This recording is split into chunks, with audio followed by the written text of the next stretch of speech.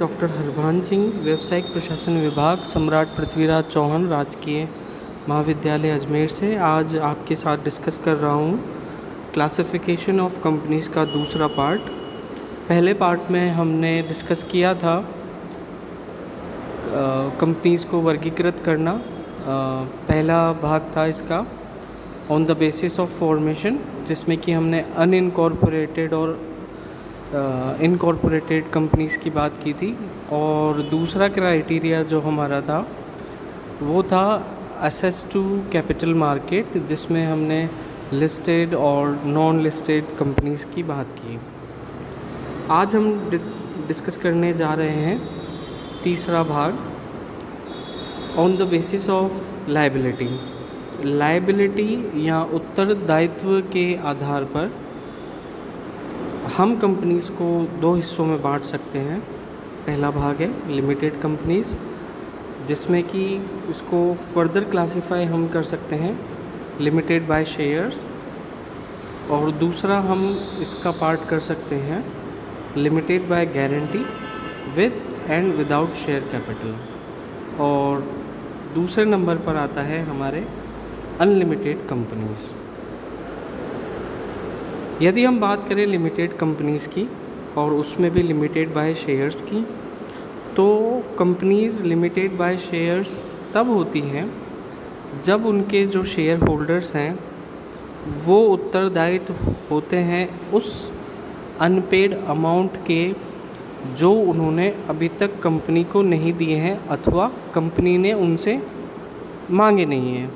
यहाँ पर ध्यान देने वाली बात यह है कि यदि कंपनी 10 रुपये के शेयर्स में से अभी तक 7 रुपये ही कॉल किए हैं, तो जो उनके शेयर होल्डर्स हैं, अंशधारी हैं, वो बाकी के 3 रुपये के लिए ही उत्तरदायी होंगे।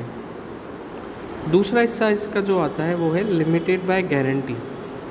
लिमिटेड बाय गारंटी का मतलब ये होता है कि यदि कंपनी कभी बंद होती है अथवा वाउंड अप होती है, तो उस केस में जो कंपनी के जो डेट्स हैं, उनकी जो लायबिलिटी हैं और वाउंड अप करने में उनको जो कॉस्ट आ रही है, जो एक्सपेंसेस आ रहे हैं, और जो भी अलग जो खर्चे हैं, जो भी एडजस्टमेंट्स हैं डिफरेंट जिनके लिए वो शेयर होल्डर्स उत्तरदायी हैं, उनके लिए जो शेयर होल्डर्स है वो उनके लिए उत्तरदायी रहेंगे। उस मतलब यहाँ पर कहने का मतलब ये है कि जो शेयर होल्डर्स है वो गारंटी देंगे उनके अलग अलग खर्चों की।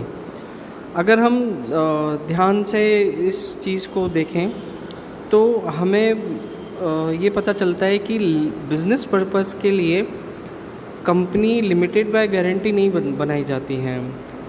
कंपनी लिमिटेड बाय गारंटी हम चैरिटेबल पर्पस के लिए बना सकते हैं, जैसे कि साइंस आर्ट्स या कोई रिलीजियस पर्पस है या कोई चैरिटेबल ट्रस्ट ऐसा है जो किसी खास उद्देश्य के लिए बनाया हो। अगला इसका भाग आता है कंपनीज़ विद अनलिमिटेड लायबिलिटी। इसके जो शेयर होल्डर्स होते हैं वो उस कंपनी के जितने भी खर्चे हैं, चाहे वो क्रेडिटर से रिलेटेड हों, चाहे वो उनके खर्चों से रिलेटेड हों, उन सभी के लिए वो उत्तरदायी हो सकते हैं। नेक्स्ट आता है on the basis of number of members. Number of members के हिसाब से कंपनीज़ 3 तरह की हो सकती हैं: public companies, private companies, 1% companies. अगर हम बात करें पब्लिक कंपनी की, तो पब्लिक कंपनी वो कंपनी है जो प्राइवेट कंपनी नहीं है, और जैसा कि अधिनियम में कहा गया है उसकी मिनिमम पेड अप कैपिटल उतनी होनी चाहिए जैसा कि अधिनियम में कहा गया है। दूसरा आता है प्राइवेट कंपनीज़। प्राइवेट कंपनी वो कंपनी है जो पब्लिक कंपनी ना हो और जैसा कि अधिनियम में कहा गया हो उसकी उतनी पेड अप कैपिटल होनी चाहिए। 1% कंपनी वो कंपनी है जो जिसमें सिर्फ एक ही पर्सन उसका मेंबर हो। नेक्स्ट आता है on the basis of control.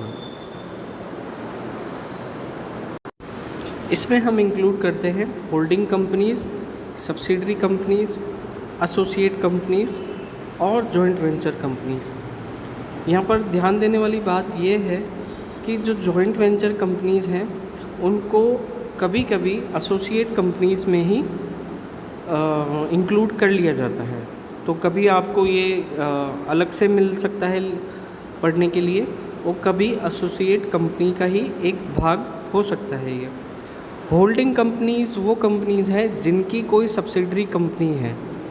Subsidiary companies means वो कंपनीज़ जिनकी कोई होल्डिंग कंपनी है लेकिन उनका जो बिज़नेस है वो होल्डिंग कंपनी से अलग है।